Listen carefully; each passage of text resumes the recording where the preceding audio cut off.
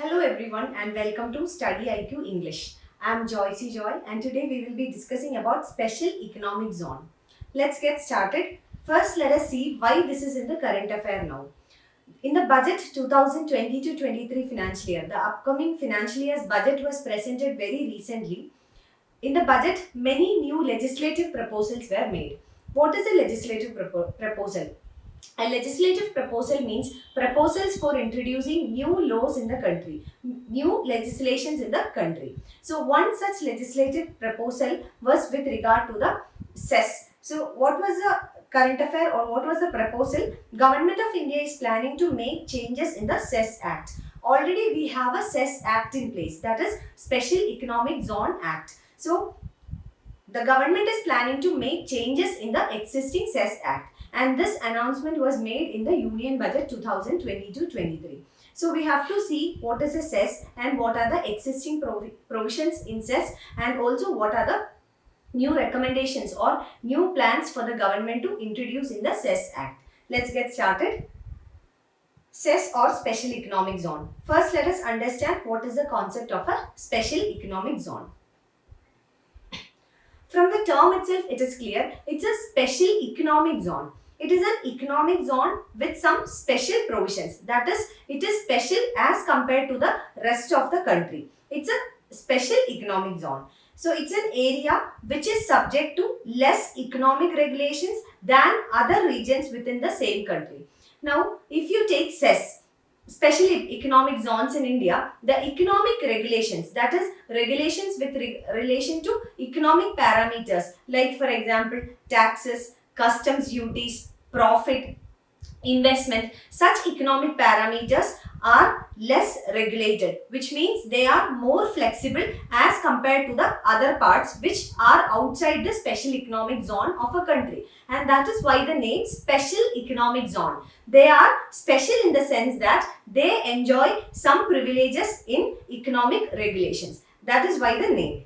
So in India, the cess policy was first announced in the year 2000.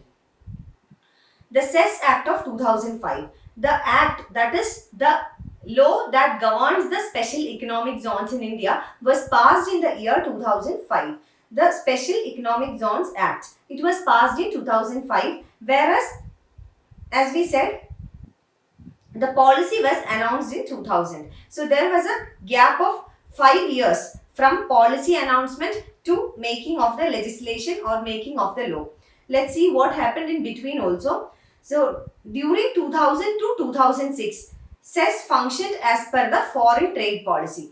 The announcement was made in 2000, but a proper legislation, an act or a law was made only in 2005 and came into effect from 2006. So, for this period of 6 years, from 2000 to 2006, the special economic zones in the country, it was governed by the foreign trade policy. Now, coming to the objectives of cess. First one is promotion of investment.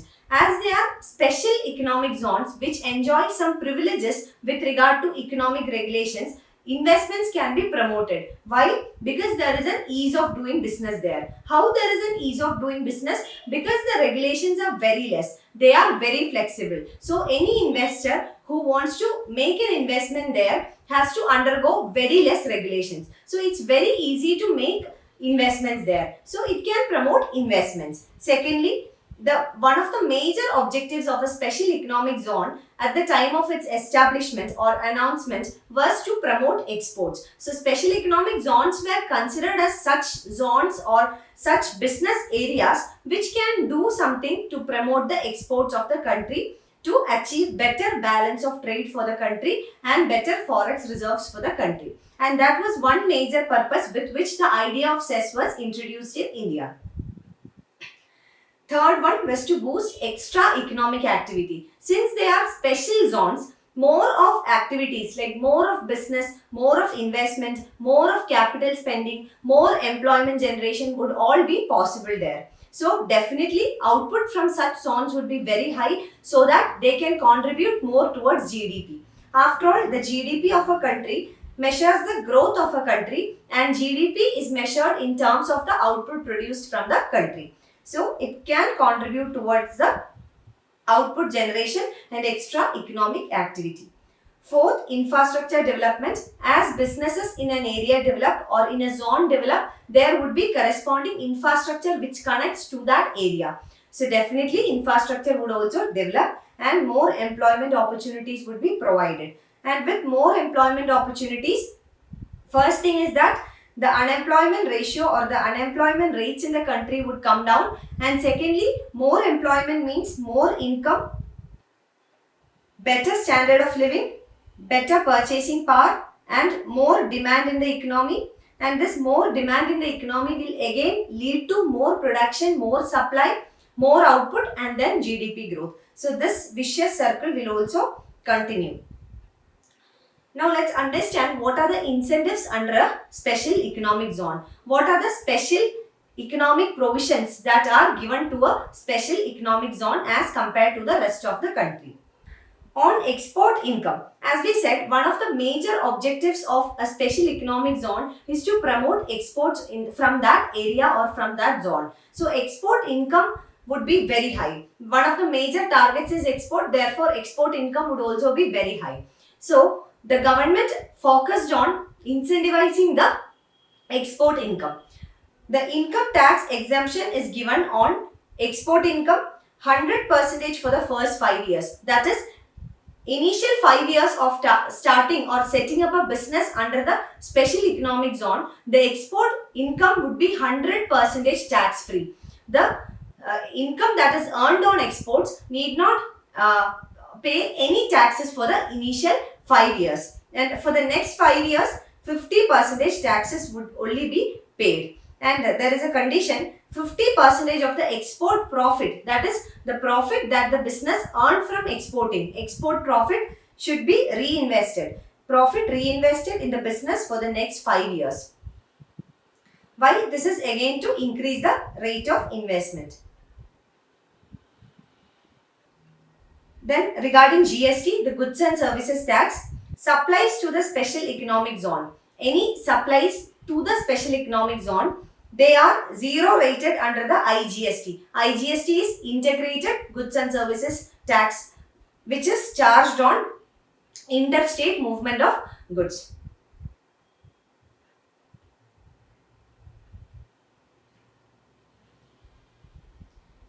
So supplies made to the special economic zones are zero rated under the IGST. That is 0% GST needs to be paid. Duty-free import and domestic procurement of goods. That is, if a special economic zone imports something or procures something domestically, it will be charged at 0% of taxes or duty. So duty will remain 0% for any import to the special economic zone or any domestic procurement. And they are also exempted from MAT or the minimum alternate tax. There is a single window clearance for all state and federal government approvals, which will make the doing business very easy without any administrative delay. Single window clearance, one-time clearance.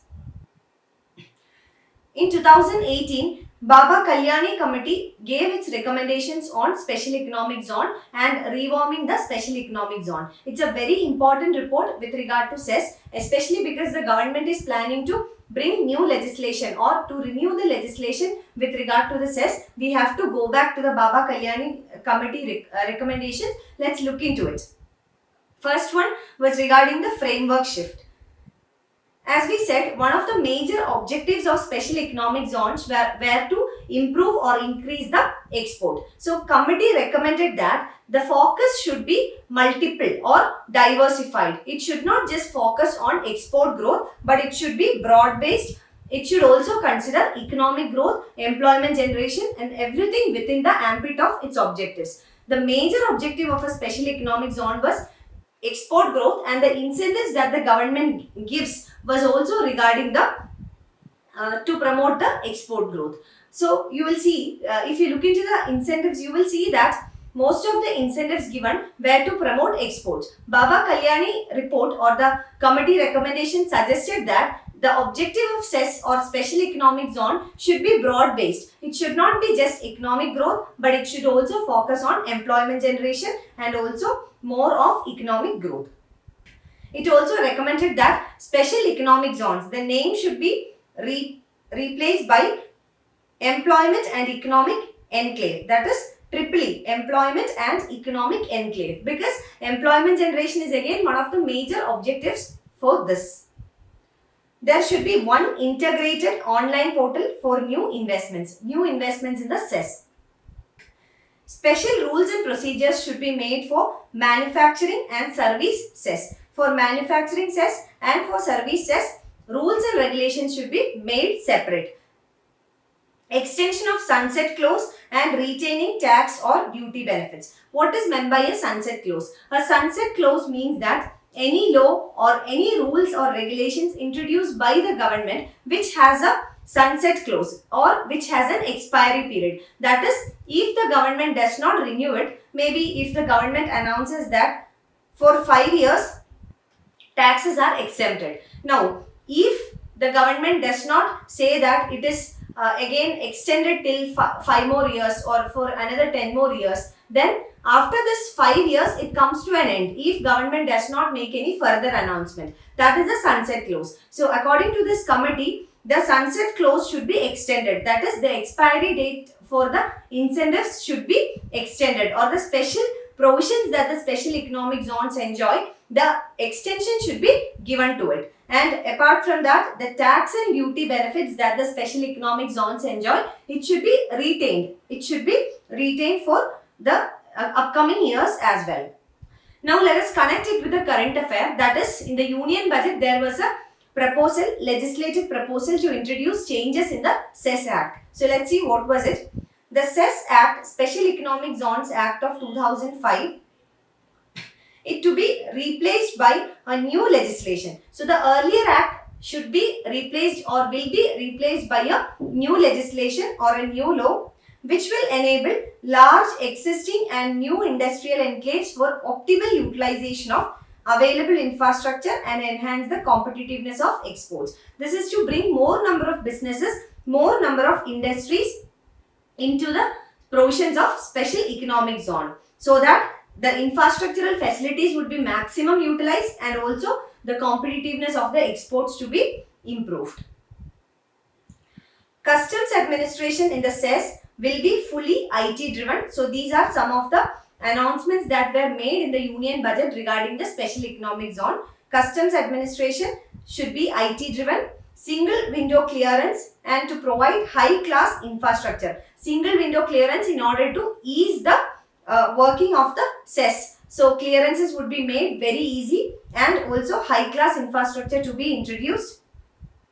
Provision for allowing domestic units to come up in the unutilized area of cess and coexist with the cess units with proper monitoring. That is, in the cess or special economic zones, infrastructure or large scale infrastructure is created, and there are multiple cases where the large scale infrastructure created in these zones are underutilized. It's not utilized fully. So what the government is planning to do is, the domestic units can come and coexist with the special economic zone units or the businesses in the cess units, so that the domestic units can make use of the unutilized infrastructure with proper monitoring. That is, the domestic units should be properly monitored in order to coexist with the existing cess units.